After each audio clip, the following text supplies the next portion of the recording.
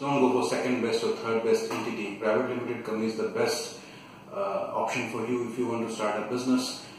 I have not seen a single VC firm investing in an LLP or a partnership firm. Private limited company is the only de facto option for going for investment, for bank loan, for IPO, for any other tender, VC investments, joint ventures. Private limited company is the only entity you should go with. Don't even think about any other entity. Private limited company is the only option you have.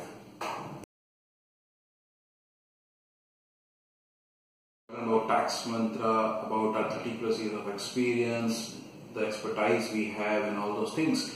In this video, I will just talk about 3 main solid reasons why you should prefer Tax Mantra. The first thing is our post-incorporation and pre-incorporation handholding, wherein before you register your company, we would tell you what kind of company you should register, the founders agreement and all those compliances, all those small discussions, handholding where you need our help.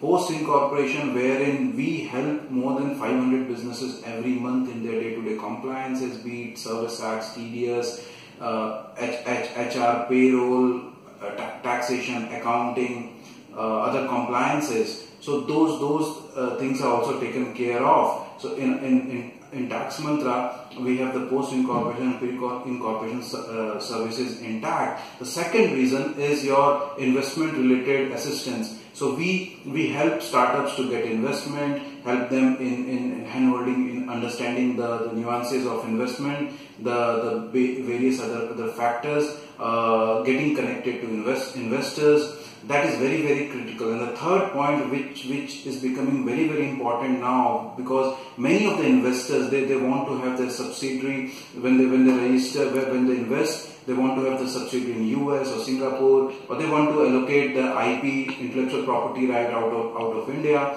We provide outbound and inbound registrations completely, in a sense that if you want to incorporate in Singapore and have a subsidiary in India wherein your intellectual property right will sit in Singapore, we will do that.